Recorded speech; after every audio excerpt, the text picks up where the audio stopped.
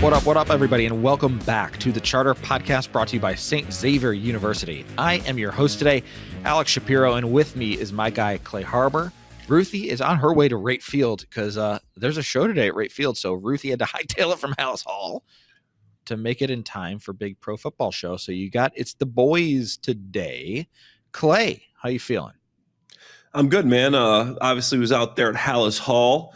Got to see the Bears practice. A little bit of a difficult vantage point for me, but I still got to see, I think, enough and some good stuff that we could talk about here today, Alex. So looking forward to that. Yeah, I love it. Clay was out there mixing it up. He was with the fans. So if you thought, was that Clay Harbor out there? You're right. I had a hat and sunglasses on, just blending in, trying to beat that sun, man. And I wasn't in the media section. I was out there elbowing fans, trying to get a better view next to the fence there. And sorry to the 10-year-old, I elbowed in the back there, but it was just a nice little nudge to get him off me. I'm kidding. That actually never happened. Clay is not George Costanza pushing children out of the way for a fire. No. Just jokes. That's a joke. It was practice number 5 today, and it was the first time the Bears put the pads on, and it was hot. We saw dudes getting the sponges of the water over their necks. It looked so refreshing. We saw a lot of guys with their knees on the ground, helmet on the ground next to them. It was a steamy one out there. So, Clay, just what were your first impressions of first padded practice on a pretty brutally humid day? First thing I noticed, and I think this is something me and you actually texted about, was I thought the offensive line did pretty well in one-on-ones. And, usually I would say throughout my time in the NFL and watching, I feel like early on in practice and in camp and when you get the pads on, the defense would kind of be giving it to the offense a little bit. They'd be winning the one-on-one drills. And then you'd see the shift for whatever reason to where, midway through camp, you start to see the offense strike back. The Empire strikes back. So I thought the offensive line, I remember I just charted the first 5 plays of one-on-ones, Alex, and I said, Darnell Wright, win versus Sweat. Jonah Jackson, win versus 𝗵𝗀 Dexter. Excuse me. 𝗵𝗀 Dexter. My goodness. He took a toll on all of us. Yeah. Drew Dahlman, win versus Big Billings. I just put big, so I'm assuming that's Big Bill. Joe Tuni, win versus Grady Jarrett. Karan Amagaji, win versus Dio. And then I also said there, Bates looked healthy and looked like he was giving some pop. So those were the notes there. So I thought that the offensive line, my first immediate takeaway in the one-on-ones where it was easy to see, they were right in front of us, thought that they did really well. Yeah, no, similarly had that reaction where it was like, wait, the offensive line looks pretty stout here, which isn't something that we've seen a lot. This is the time of year where I feel like we're always writing, 𝗵𝗀 Ngakoue speed off the edge, or Dominique Robinson makes it past the guy. This is the part of the year where Dominique Robinson is flashing and, all the different speedy defensive ends are flashing. But with the pads on a hot day, I agree with you. The offensive line looked pretty stout. Now, there were a few wins here or there. Grady Jarrett had a pretty disruptive one-on-one snap. I had Big Bill down for a win as well, but I got offensive linemen winning more than losing. But I do want to turn it back to the heat and to the energy of the first padded practice. What did you think of the energy today? Because for me, you imagine padded practice, things ramp up in intensity a little bit, but I didn't feel that intensity. And I was curious what you made of the energy of the day. Was it simply that it was like way hot? It was maybe Brisker who said, we were just trying to play controlled. Is this something where you think Ben Johnson said, hey, we're putting the pads on, but no fighting, keep it in between, keep it in bounds, protect each other out there? I guess, what were your impressions of the energy out there? No, I think that's a good observation there, Alex. I think that surprisingly enough, usually that first day of pads, it's a little chippy. You're seeing a little fight, seeing arguing. Guys are hooting and hollering. Oh, the pads are on now. Now guys are talking a little more trash, and you really didn't see or feel it out there today. I think there's a little bit of a survival mode going on there, kind of feeling out, because Ben Johnson has been playing some fast-paced practices, their first padded practice with Ben. So I definitely think there was a little of that, but I think tomorrow maybe you'll come out and you'll see a little bit more energy out of the guys. But, I definitely feel what you're saying, where it didn't seem like there was a ton of this first day of pads, first day of school energy that you typically will see in the situations when you get to go out there and play in pads. So you mentioned it, things typically do get chippier. And, looking at Twitter of the beat reporters across the league, there were more than, there were definitely some tweets I saw that was like, oh, here's the first fight of practice. Here's the first fight of practice, right? Where it's like, yeah, okay, we've been doing this a week. You've been going up against the same guy every day for a week. And as you keep thudding, you keep hitting, those tempers flare. And different coaches say different things, right? It's pretty typical to see fights in training camp at practice. A lot of coaches, though, say they don't want to see it. I guess, Clay, from your perspective, is there a moment where you're like, you want to see those tempers flare a little bit? You want to see that chippiness? Or is it like, hey, stay under control, don't hurt anybody? Where are you at in terms of taking the energy kind of like up to that line there? Oh, I want to see the chippiness. And I mean, I'm a little bit of you can't ask me this because I'm biased. I was good for a fight of practice, back when I was playing, man. I was one practice, one fight. If I didn't every day, one fight per practice. If I wasn't at least getting in a shoving match, I wasn't doing my job. That's the way I see it. But coaches love me for that. They love the fact that, I was going to be that guy that was bringing it, bro. When you're, 6'3", 250, they're asking you to block DNs. It's, you got to throw everything you have in there. And, that's what I always did. And I love when I see guys do that, when they have that mentality that they're going to block to the whistle. They don't care who's in front of them. Don't care if it's Montez Sweat you're blocking. Don't care what's going on, even defensive players.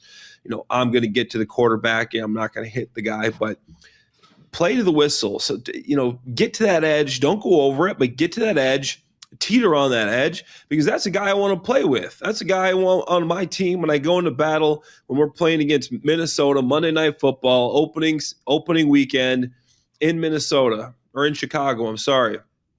So I think that's something I love, man. I want that. I need that on my team. That's something that brings a little bit of extra juice there. I think the Bears do got some of those guys, but like you said, I think they were maybe coached up a little bit to like, don't do it. Let's go out there and get some good work in today. But me personally, I love it when that happens. All right, so we'll monitor that. But yes, I think, if, and we don't know, if Ben Johnson says, hey, keep it under control today, first day of pads, it's hot out there, take care of yourselves, then bravo. The Bears did that. The Bears accomplished that. But it'd also be worth monitoring, like, hey, when do those scuffles start breaking out as the intensity ramps up? We started talking right away about one-on-ones and the compete drills. I know I jumped the gun, man. No, it's okay. To talk about it. It's great. Honestly, to me, those are some of the most compelling parts of practice. So I'm glad we dug in there because that was compelling stuff, especially O-line, D-line. And we'll come back to wide receivers, DBs, because I think one of the best plays I saw all day came out on the one-on-ones on the wide receiver and DB side. So a little tease for a little bit later. But let's go back to individual drills, because today, what did we see, Clay Harbor? For the first time since rookie minicamp, we saw Luther. What was that? That was a little bit of Cubs White Sox popping up on my phone. Sorry. Oh, man. That's all good. Crosstown Classic. It was a great weekend for baseball. Great week. There was high intensity baseball. I know. I was there. Yes. No. Individual drills. We saw Luther Burden in his wonderfully flashy cleats out there participating in individual drills. It was the first time we'd seen him since day 3 of rookie minicamp. And one thing that I noted right away, because I was watching, and I actually like this a lot, he went through a drill, dropped the ball, and what happened? Went to the back of the line to make sure he got that rep again. And it was kind of far away, so I couldn't hear if that was him on his own accord or if that was something that Antoine Randall L. said, hey, get back in there. But it's just another example of, hey, we are not walking by anything. You are on your first day back of individual drills. You dropped the ball, and he went back and he re-repped it, and he caught the ball that second time. Yeah, I So, think that's the standard, man. That's the standard they're setting. We love to see that. yeah. So Luther Burden back. That was it. Once those compete drills started, he was kind of done for the day. I don't think there's anything to note there. He's probably ramping up, right? The Bears did the same thing with Braxton Jones. They did the same thing with Colston Loveland. They're slowly working these guys in, but good sign that Luther Burden is back, because all of a sudden some guys are starting to stick out, Clay. Yeah, definitely. I think we saw some good plays by 𝗻𝗂 I think we saw some good plays by Devin Duvernay today. I know I caught them making some plays, even though I was spending most of my time on the offense and defensive line out there, especially during 7-on-7. So I think that Luther Burden, I saw the drill when he went through the cones, and then he ended up dropping the ball, but he looked quick. I'll give him that. We didn't get to see much from him, but he looked quick going through the cones. He looked like he was dropping his weight, getting in and out of breaks, shoulders over toes. Like, everything looked smooth. It looked like it was consistent with what we saw in those first couple of days of rookie minicamp, the only time that we've got to see him on the field in a Bears uniform. So hopefully in the next couple of days he can get out of there, because it's going to be a battle for playing time at that third receiver spot, because OZ, Devin Duvernay, there's a lot of guys making a case. And you got to forget, for that third receiver spot, you're also competing against Colston Loveland. Mm-hmm. You're also competing against Cole Kmet, 2 tight end sets. So it's going to be difficult. He's just starting a little bit behind if he wants to be getting valuable playing time this year with that Bears team, because that third receiver, you're competing with so many guys. Yeah, it'll be really interesting to see once he does ramp up and he makes it into those team portions.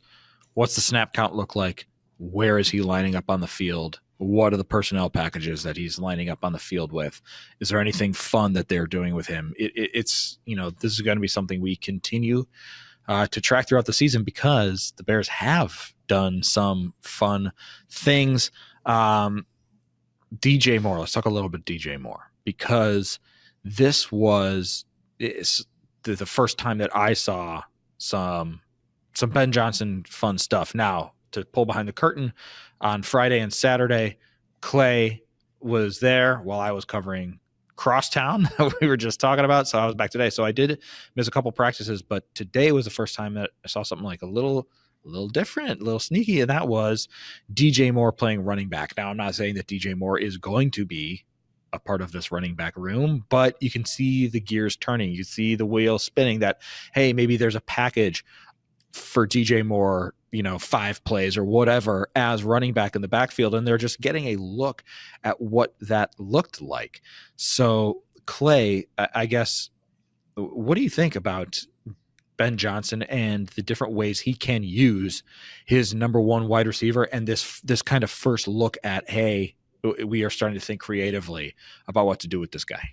First off, outside of one-on-ones, did you see DJ Moore get a catch today? I did not outside of, let me see, outside of that compete drill. Yeah. I don't think I did. I will very quickly look at my notes, and that is a good note. So I have him 2 in the backfield getting carries. Yeah. So I saw him get a target, but 18 overthrew him. So I have 18 overthrow 2. No, I do have one. In 7-on-7s, Caleb Williams, it was a wide open little out route. It honestly, he was so open, I wondered if it was a coverage breakdown or something in miscommunication. So yes, I have DJ Moore 1 completion on an out route that was just like super duper wide open. Okay, that's his first catch in 3 days. So I think the last 2 practices he didn't get a ball. He didn't catch a football. And I felt like there was a little, I don't want to say there was body language there. I don't want to start something that maybe, but just him jogging back. Me and Marshall Harris watched camp together on Saturday. And we're like, is that a little body language there? We're a little sensitive to it now. Like, he's getting a little aggravated. And I wouldn't blame him, just because it's been a tough couple of days when you're number one receiver. Didn't catch a football. So I think it's good for them. Play around with this guy. Find out ways to get him the football. He's a playmaker. If you go 2 full days of practice without getting this guy the football, I don't care. Put him in the backfield and hand it to him. You got to get the football in this guy's hands. There are certain guys that you just know how to make plays. And positionally, it doesn't matter where he's at. Give him the snap. Let him run a sweep or something from the quarterback position, line up in wildcat. Like, he's one of those type playmakers that I'm with every way that you want to get him the ball. Okay, let's do it. I love using DJ like the weapon he is, just because he is that type of versatile player that can do a lot of different things and so special when the ball is in his hand. So, yeah, absolutely agree. It's just a guy that you just got to manufacture touches for. So if it's not coming along in the pass game, and we saw the Bears go through this last year, right? It took a while to get him the ball, and then they just manufactured touches for DJ Moore. And obviously when you do that, good things typically happen because he is so good with the ball in his hands. So I am with you right there. It'll be interesting to see what else they cook up, and if this has any legs, if this DJ Moore running back thing has any legs, or if this is just something that they were playing around with on July 28th, because football teams try a lot of stuff on July 28th, and that doesn't necessarily mean they're going to be running it in September and October. So it could have just been one of those fun things, or maybe there's something there. We'll see. But you mentioned the catch in the compete drill, and this is the thing I teased a few minutes ago. I think that this was the best catch of the day, and it was important because it was finally a deep ball completion for Caleb Williams, something that's been honestly pretty elusive for this offense.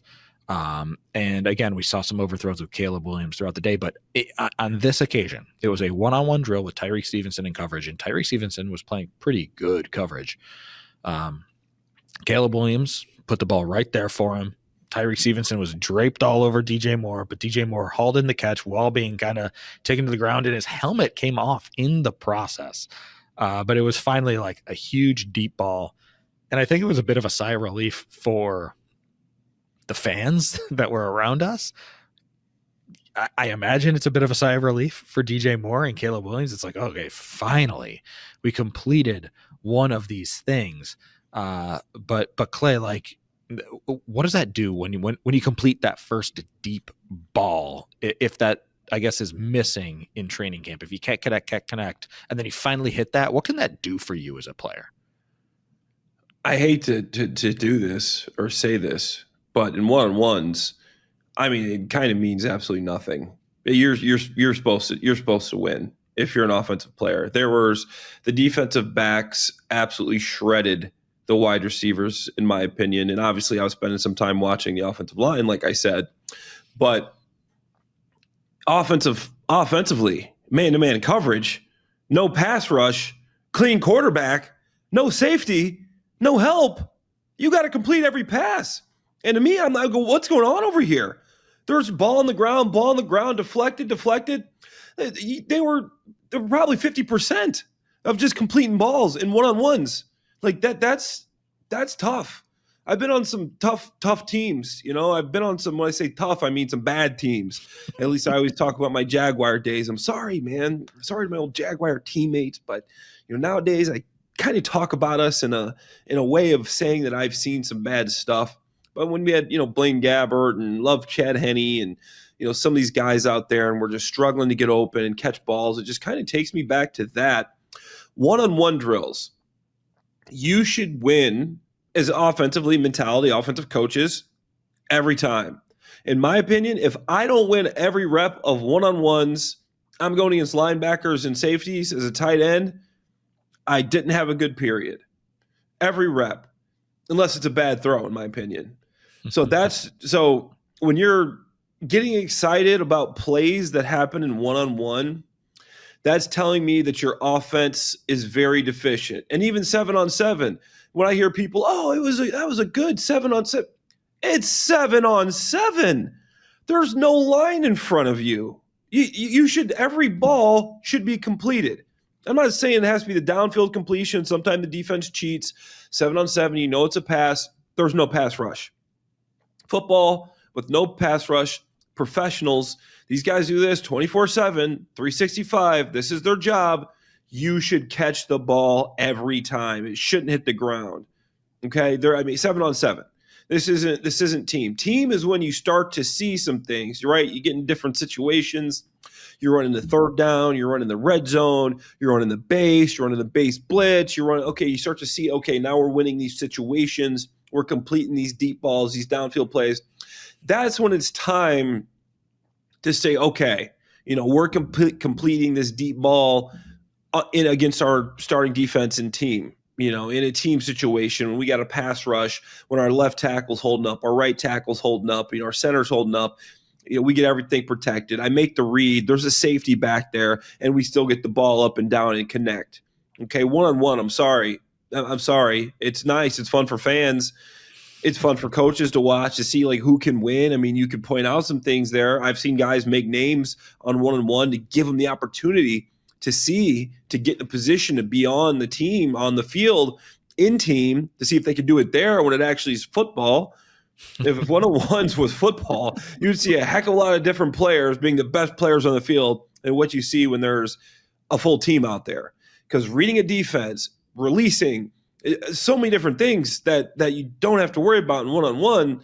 It's like saying a guy, the best one-on-one player in the NBA is probably the best 5-on-5. No, he's not. I'm sorry. It's a team drill. So sorry for that little rant there, Alex. No, I love it. The fans loved it. It was a big play. You do love to see it. It's better than not connecting. But to me, you are supposed to do that in one-on-ones. The standard is the standard with Clay Harbor.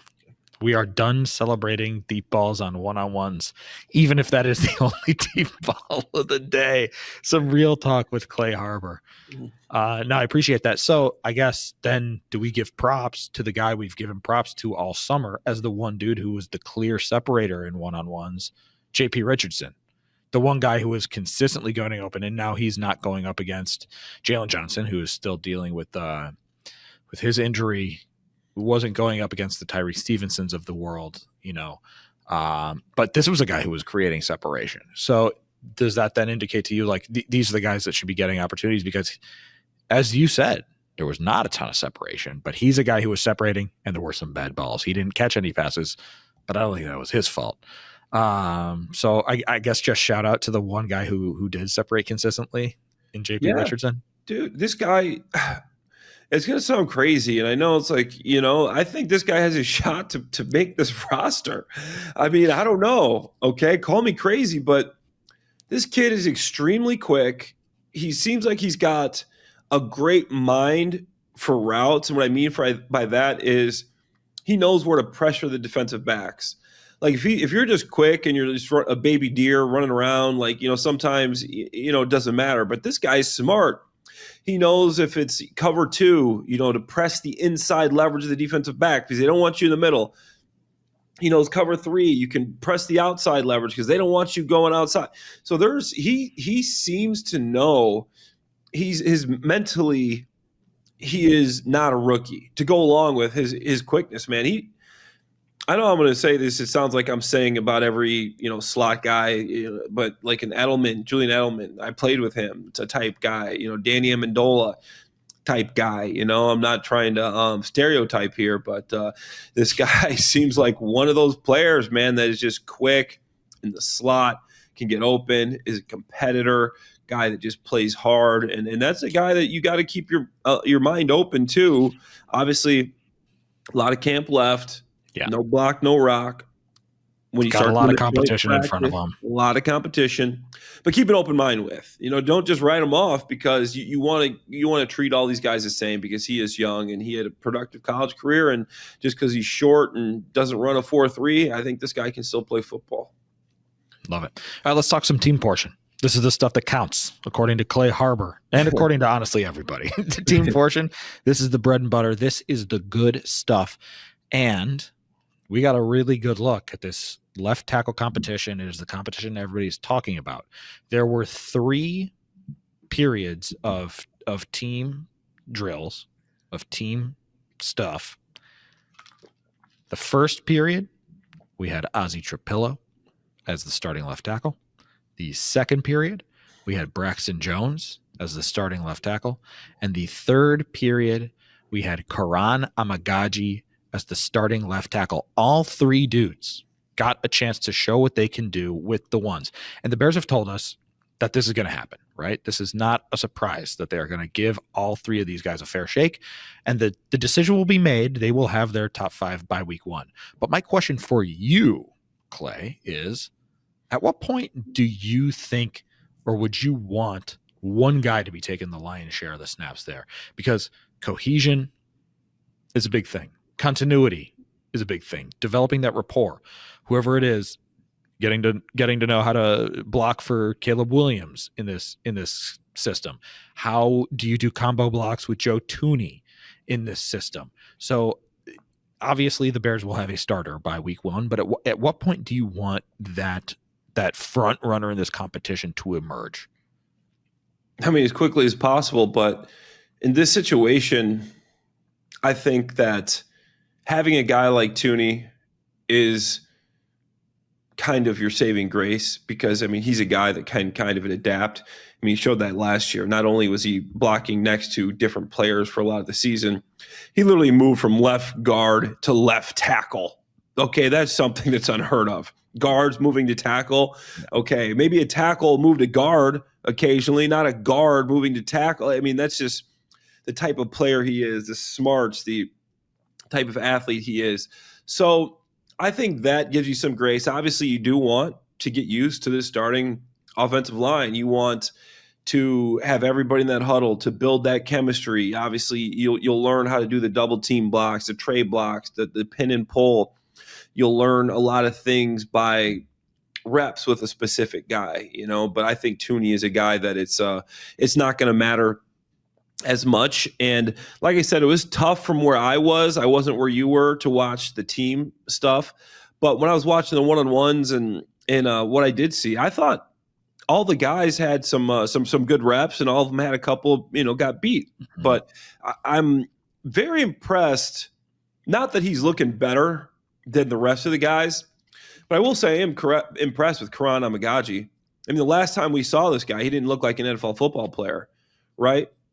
But that goes to show you how important OTAs and Dan Roche are actually getting his hands on a guy and really working with him is. So because Karan Amagaji, the guy looks like a football player. I mean, he was blocking Dio Dangbo, Austin Booker. He got beat once or twice, but the guy can play a little bit. I mean, I think there's some upside there. I thought 𝗁cie had some good reps too. One time he might have overset in the one-on-ones, and he got spun inside, and he ended up taking down the defensive end.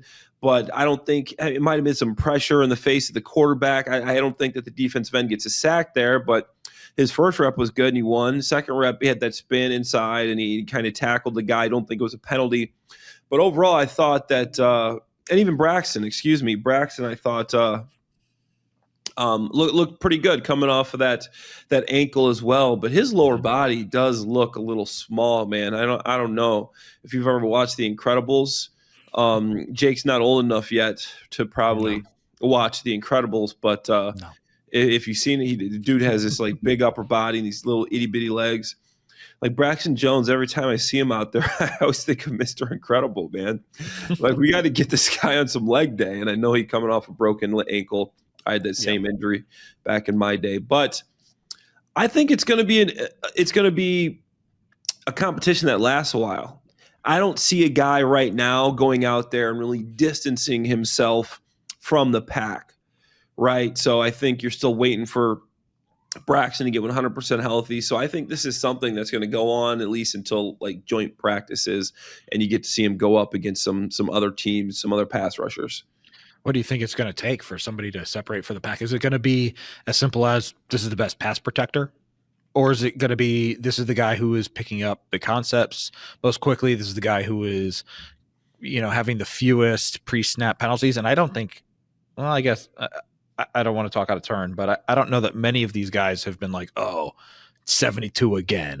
75 again. I don't think any of them have been habitual, I guess, have had habitual problems with pre-snap stuff. So I won't put that on any of them. But what do you think it's going to take for one of these guys to separate from the rest of the pack?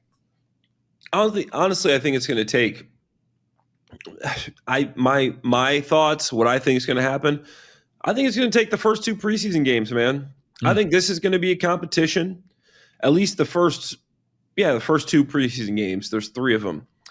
I think it's going to be a competition, and it's going to go all the way. And these guys, they're young guys. At least Braxton's probably going to play the first quarter of the first game, and then you're going to get 𝗁cie and 𝗵𝗏 in there. It's going to take the joint practices. I think this is a close run thing. It's going to be who they trust the most, right? Who's the most trusted of these guys? And Ben said it, the most important thing for a left tackle is pass protection. Yeah. That's what it's going to come down to.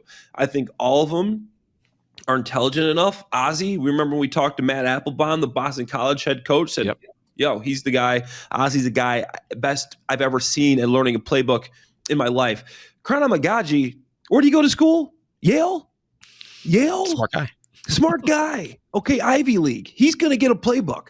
And then you got Braxton Jones, who's a veteran, who's been in this league for years, and he's proven that he can be a solid left tackle. I'm not saying he's great, but he's proven that he can be a guy that can go out there and get the job done. Obviously, you want him to be more consistent, and you're hoping to upgrade. That's why you drafted a guy in the second round, hope to upgrade.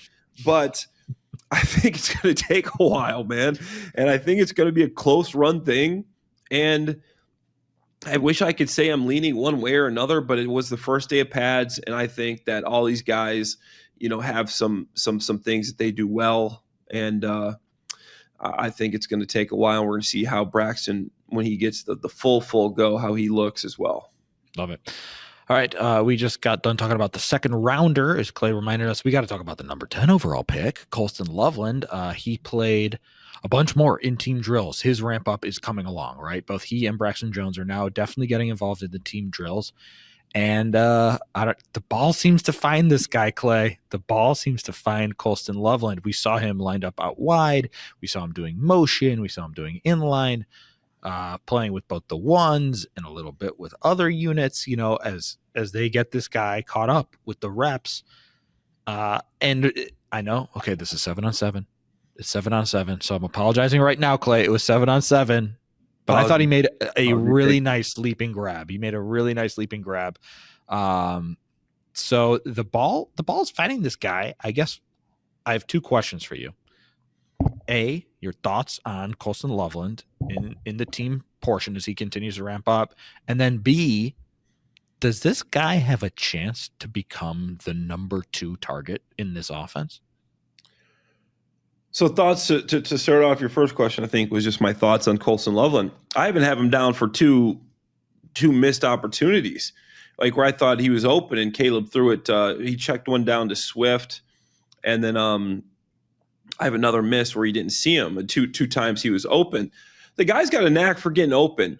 And I will say, like, Colston, he's a big dude. He's just smooth, right? He doesn't look like the freakiest, twitchiest athlete out there. He reminds me of a guy I played with, though. It's Zach Ertz. Like, watching Ertz, it's kind of like, he's not the freakiest athlete. He's not, he's not some guy that you're just like, he's just going to come up and just shake you out of your shoes in a route, or he's going to just go up and moss you every play or something like that. But he is just a smooth, consistent. He's fast. He's quick. He can get in and out of breaks. He's got hands. I'm not saying he can't do any of that. I'm just saying he's just like Zach Ertz type tight end, where somehow you're like, man, this guy got open again and he caught another football on us. Like, why? How does he keep doing that? And he just keeps doing that and keeps doing that. And I remember watching Zach Ertz as a rookie when we played together on the Eagles, and I'm like, my first couple days, I'm like, this is the guy they drafted with like the second pick in the second round. And I'm like, he's not that fast. Like, he's not that explosive, like in and out of, like, turns out to be Zach Ertz. Turns out to be one of the best tight ends, arguably, in the history of the NFL, like top 20, right? So what the heck do I know? But I think that Colston Loveland has that kind of ability, that knack, that canny to get open, to find holes, to be a tough guard and man-to-man, just because of his size and his speed and his ability to run routes. And I thought he made a heck of a grab, too, in 7-on-7, showing some of what he can do. And I think there is a possibility You saw Sam Leaporta his rookie year with Ben Johnson, and I know this is going to be a different offense than what Ben Johnson had in Detroit. And we all look back to Ben Johnson in Detroit. Guess what? Ben Johnson ain't in Detroit no more. He's in Chicago. It's a different team, different quarterback. A lot of things are going to look very different than it did in Detroit. I promise you that.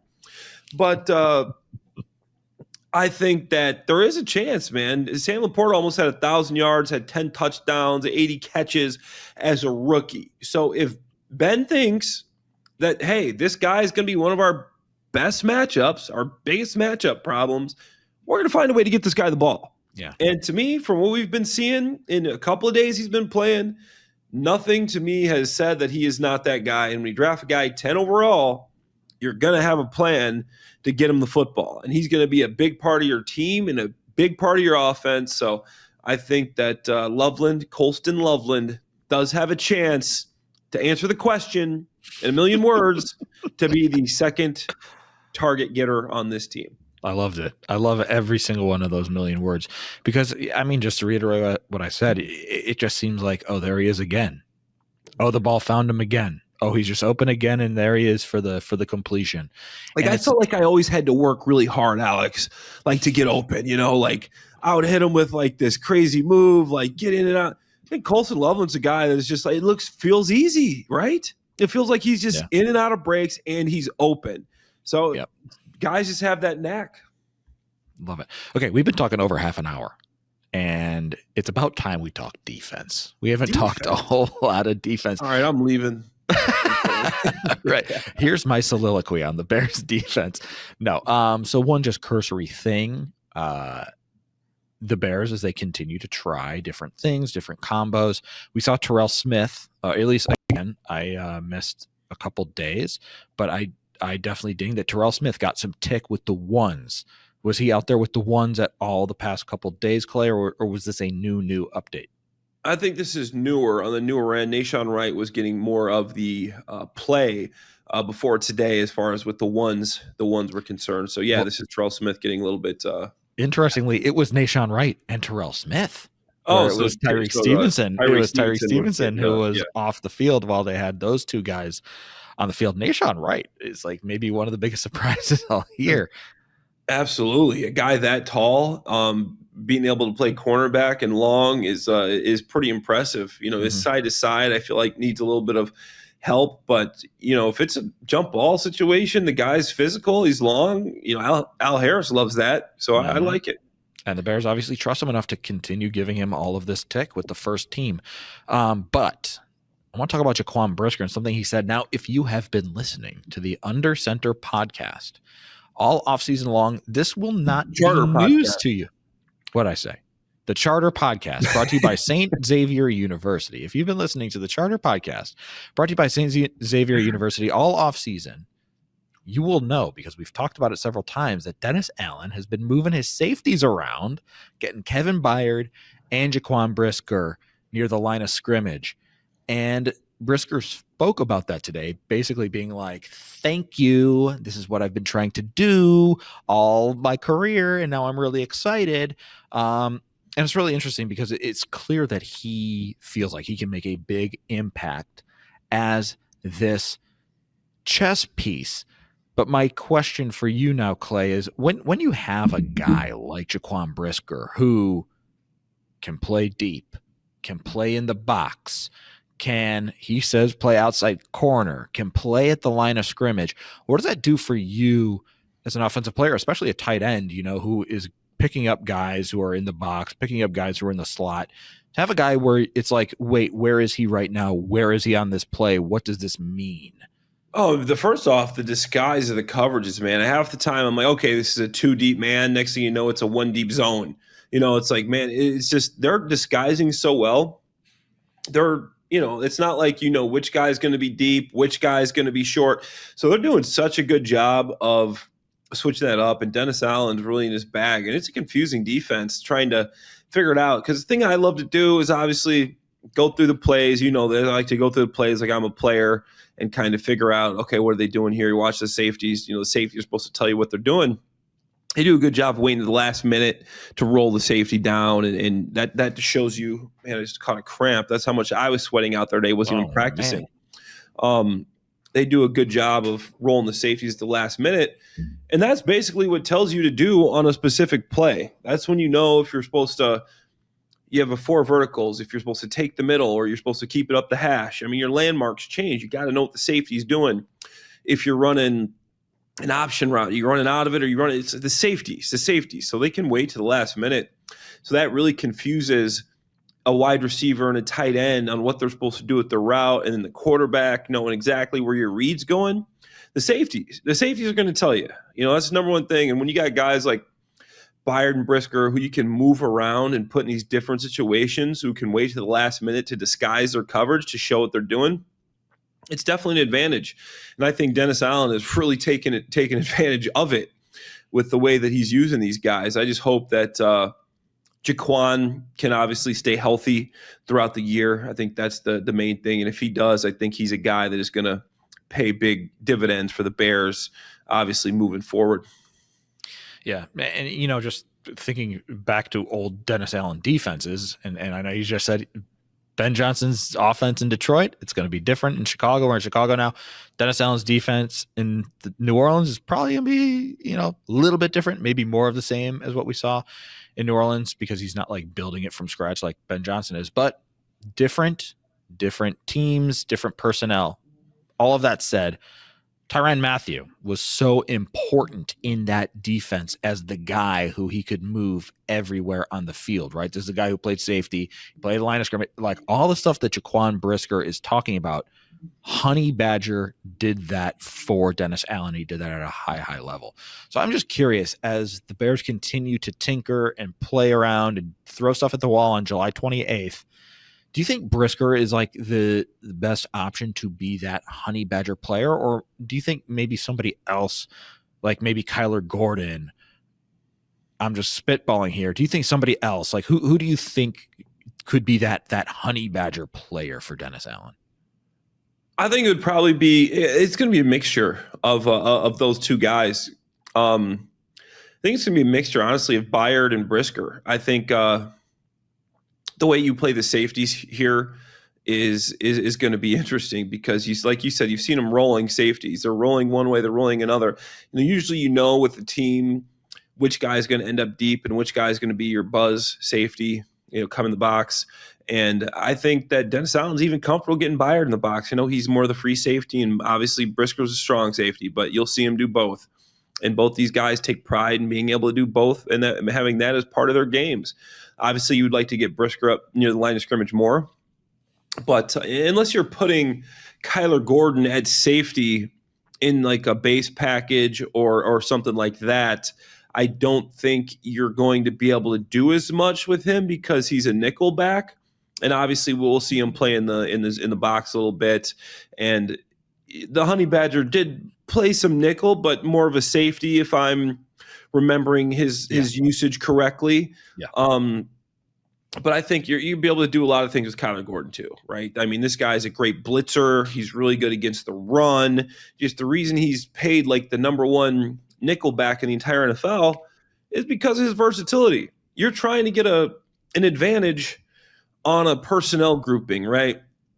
That's why you see all these guys drafting these tight ends high now, and worrying about these receivers that can block and catch. But with Kyler Gordon, you're not going to get an advantage, even if you play nickel to base to two tight ends. You're not going to see a problem there, because he's so physical and he's so good at what he does in that sense that there's no way to really take an advantage there. So I know I'm kind of ranting here, but Kyler Gordon will do his thing, but I think Jaquan Brisker will be that Honey Badger role, if there's even such a thing there. And just to give fans at home an idea, I'm looking at Honey Badger's snaps by position over the past few years, how Dennis Allen moved him around the field. Last year, he played 1,015 snaps, 681 at free safety, 263 in the box, 55 at slot, and 16 on the line of scrimmage. The year before that, nearly 1,100 snaps, 565 at free safety, 354 in the box, 88 at slot, 78 on the line of scrimmage, and 11 out wide. And then the year before that, it's even more varied. 1,100 snaps, just over 525 in the box, 315 at free safety, 195 in the slot, 74 on the line of scrimmage, and 19 at wide corner. I could keep going on and on, but I think you get the picture. This is a guy that moved around everywhere. And, basically, as you say, Clay, like, they got a lot of guys that they could play with, and they could do a lot of different things. And it'll be really interesting to see if there's one guy who emerges, but like the Honey Badger is pretty unique, or if they just move guys around and see what everybody can do. So before we get out of here, Clay, any final thoughts after the first padded practice at Halas Hall? Yeah, I want to say, I know I obviously this was my player of the practice the other day, but I think �40 Jarrett looks great. He looks like he hasn't really lost a step. You see the athleticism, you see him leveraging, getting under guys, the quickness. I think he's going to be a problem. 𝗬𝗪, I think he's a big, stout guy. I don't see him being a huge pass rusher, just the way he moves, his size, watching one-on-ones. I don't see a pass rusher there. I mean, that's going to be a big, stout run defender that could, give you 5 sacks, edge setter. A year. Yeah, edge setter. Guy that's not going to get moved, which is good. The Bears need help in their run defense too. I know everybody's wants to see sacks, right? Okay, that sounded kind of funny, but you get the point. I don't think he's going to be the guy that is going to give you those big stats right there. What else do I got here Big Bill. Big Bill looks tough, man. The Bears missed him. He is just a mountain. He's tough to move. Drew Dalman, I thought, talking about Big Bill, but Drew Dalman's quick. This guy, like watching him, like he's like a tight end. He's so quick. You know how highly I think of tight ends. He's so quick to get positional leverage on players and zone and body position. I thought that was really good. I touched on this earlier, but Ryan Bates. Something I was worried about was how healthy is Bates going to be? Who's going to be the backup? Jonah Jackson has this injury history. What if he goes down? I think Bates is showing. Obviously, it was just one day, but he was flashing some pop. I saw him on a couple pulls. Thought he looked good, and then to clear out my notepad, we had Kyle Munungai. He had that nice little catch, made a couple people miss. He had a couple runs where I thought he ran hard, took a big pop on one of them too.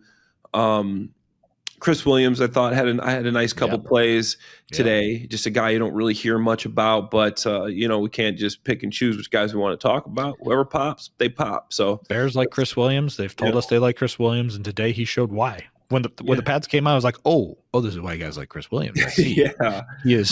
He is being disruptive in these one-on-one drills. Absolutely. That's pretty much all I got, man. Last one. I just got Booker, had a couple of nice pass rush moves during pass rush. I'm not saying that he even got the sacks, but it was impressive to see his spin move, and you really got to see his athleticism. That if you work with this guy, I think he's got a lot of tools in the toolbox that you can pull out once you get them to where you want them to be. Yeah. Now you're talking about Andrew Billings, Big Bill. This is obviously a Big Bill fan podcast. We talk a lot about him. Ruthie, she's not here, but she would jump right in. She's a Big Bill gal as well. This guy might be the best, and this is not something you hear very often, might be the best second string nose tackle in the entire league, because the Bears have been running with �40 Jarrett and Gervon Dexter as kind of their first two defensive tackles in that first wave. And the Bears might finally have this like 2-wave kind of deal on the defensive line that Matt Eberflus was looking for his entire tenure with the Bears. He was looking to come at you in waves like the Philadelphia Eagles do. They never quite got there. But I mean, between Gervon Dexter, �40 Jarrett, Andrew Billings, Chris Williams, Zach Pickens even, I think, made a few splashes where it's like, oh, okay, there's some competition on the interior of this line here. This is a situation where, you might only need �40 Jarrett for 25 snaps at his 100%, 25 snaps, because Gervon Dexter can play nose and DT. And by the way, you have Big Bill also, who right now is not a part of that first wave, but we all know what Big Bill can do.